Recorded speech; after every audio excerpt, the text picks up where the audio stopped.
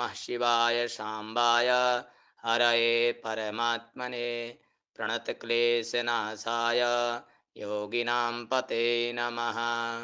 ओम सदाशिवार्पणमस्तु। हर हर हर महादेव। आज की इस वीडियो में पुत्रदा एकादशी का महात्म्य और उसी की कथा का वर्णन किया जा रहा है। यह बहुत पवित्र तिथि है। पौष मास की शुक्ल पक्ष की एकादशी पुत्रदा एकादशी के नाम से प्रसिद्ध है।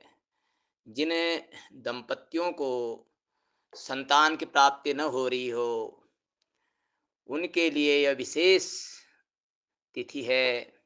यह भगवान श्री कृष्ण के द्वारा युधिष्ठिर महाराज के से कही गई ये पवित्र तिथि का वर्णन है। इस व्रत को करने से और इस महात्म्य को सुनने से सद्यः निश्चय ही पुत्र प्राप्ति संभव हो जाती है। इसमें कोई भी संशय नहीं है। महाराज युधिष्ठिर भगवान श्री कृष्ण से प्रश्न पूछते हैं कि हे केशव, पौष शुक्ल पक्ष की एकादशी किस नाम से प्रसिद्ध है और उसका क्या महात्म्य है? हे नारायण, हे केशव, हे वासुदेव, मुझे इसको बताइए। तब भगवान श्री हरि, भगवान श्री कृष्ण प्रसन्न होकर के युधिष्ठिर महाराज से कहते हैं कि हे राजन, पौष शुक्ल पक्ष एकादशी का नाम पुत्रदा एकादशी है। दा का मतलब है देने वाली। जो अपने पूजन करने से, अपने व्रत करने से जो पुत्र को प्रदान कर दे, उसको पुत्रदा एकादशी कहते हैं।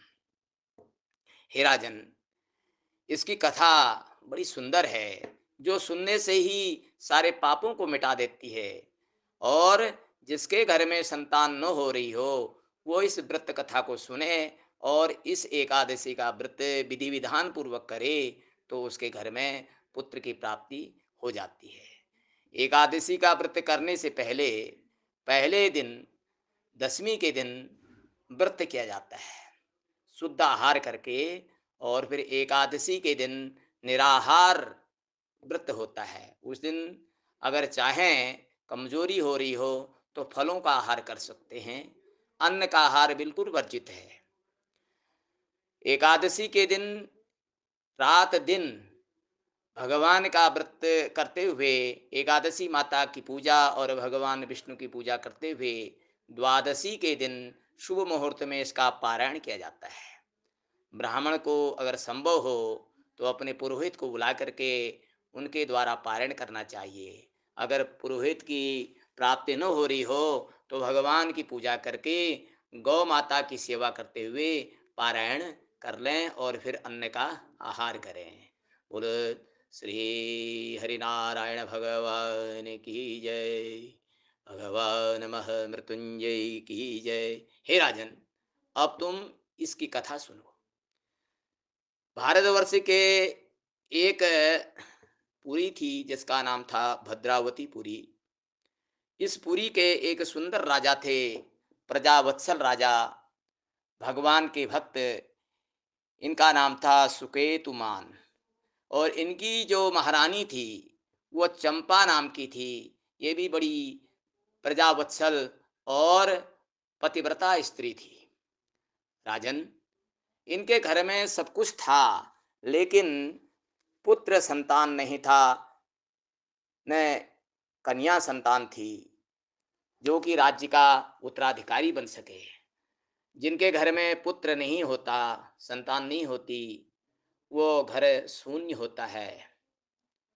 शून्य घर, अपुत्रस्य ग्रह शून्यम। इस लोक में और परलोक में ऐसे व्यक्ति को कोई भी सहायता, कोई भी अनुदान नहीं मिलता। परलोक में भी दुख मिलता है, इस लोक में भी दुख मिलता है। और पितर लोग जो हैं वो कुपित हो जाते हैं। श्राद्ध, पिंड, जलांजलि, तर्पण इत्यादि का मार्ग बंद हो जाता है। इसलिए पुत्र संतान का होना या कन्या संतान का होना परम आवश्यक माना जाता है। राजन, ये सुकेतु नाम के राजा बड़े दुखी हो गए, इनके घर में कोई संतान नहीं थी। आगे को वंश कैसे चले, कई उपाय किए, लेकिन कोई उपाय काम नहीं किया। एक समय यह राजा मन से विचलित होकर के अपने घोड़े में बैठकर वन विहार के लिए चले गए, और किसी को इन्होंने बताया नहीं कि मैं कहाँ जा रहा हूँ। पुरोहित को भी पता नहीं था। जाते जाते एक गहन वन में इन्होंने प्रवेश किया। बड़ा सुंदर वन, चारों तरफ से सुंदर सुंदर प्राकृतिक दृश्य, सुंदर मृग और मृगियां, हाथी और हथिनियां, भालू, नर भालू और मादा भालू, सब आपस में विचरण करते हुए इनको दिखे, तो बड़ा दुखी हो गए। उनके साथ उनके बच्चे भी जब इन्होंने देखे, तो राजा सुकेतुमान और भी बड़े मन से विचलित हो गए। बोले, मेरा तो कोई संतान ही नहीं है, कैसे होगा। देखो, इस जंगली जानवरों को भी संतानें हैं, लेकिन मेरी तो कोई संतान ही नहीं, क्या होगा। राजा ये विचार कर ही रहे थे कि उनको वेद ध्वनि की आवाज सुनाई दी। सुंदर सुंदर वेद मंत्रों के ध्वनि जब उनको सुनाई दी, तो उसी तरफ को वो गए। वहां देखा कि एक सरोवर के किनारे सुंदर फूल खिले हुए थे कमल के, और उसके चारों तरफ बैठे हुए कुछ ऋषि मुनि वेद ध्वनि कर रहे थे, वेद पाठ कर रहे थे। राजा को बड़ा सुंदर लगा। राजा ने उनके चरणों में प्रणाम किया और उनसे पूछा, महाराज, आप इस घोर जंगल में क्या कर रहे हैं, और आप लोग कौन हैं। तो ऋषि मुनि बोले, हे राजन, हम विश्वदेव हैं। विश्वदेव, विश्वदेव श्राद्ध में सबसे पहले विश्वदेव की पूजा की जाती है। यानी श्राद्ध के देवता, पितरों के देवता, पितरों के पुरोहित उनको कह सकते हैं। विश्वदेव भगवान विष्णु का ही एक अंश है।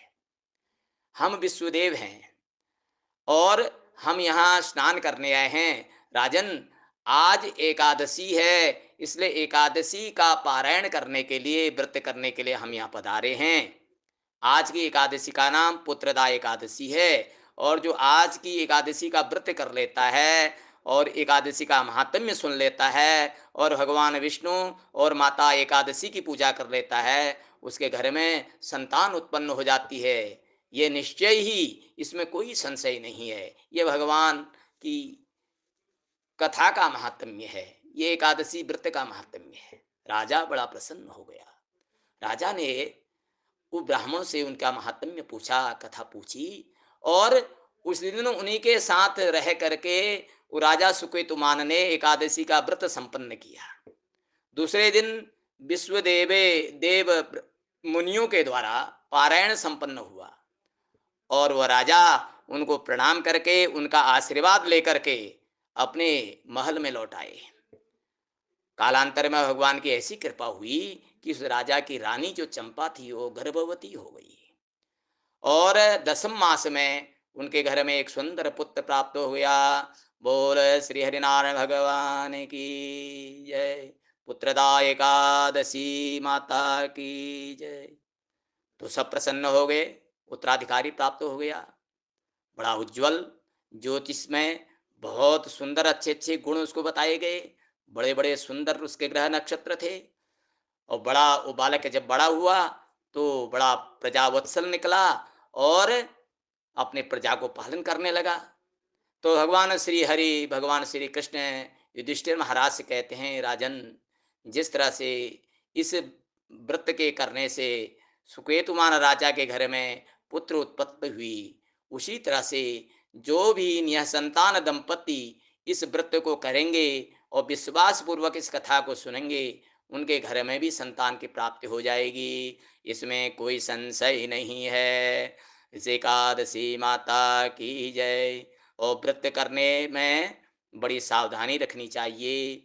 झूठ नहीं बोलना है, क्रोध नहीं करना है, ईर्ष्या, लोभ, लालच, क्रोध, मद, मात्सर्य और दूसरे की परपीड़ा, इससे बच करके भगवान की कथा सुननी है, भगवान की ये एकादशी व्रत को करना है। जो इस विधि विधान से इस कथा को करेगा राजन, उसके घर में संतान की निश्चय ही प्राप्ति हो जाएगी। ऐसा भगवान श्री कृष्ण युधिष्ठिर को बता करके चुप हो गए। महाराज युधिष्ठिर बड़े प्रसन्न होकर के उनके चरणों में बार बार प्रणाम करने लगे। श्री हरि ही शरणम, श्री हरि ही शरणम, श्री हरि ही शरणम। श्री कृष्ण गोविंद हरे मुरारे, हे नाथ नारायण वासुदेव।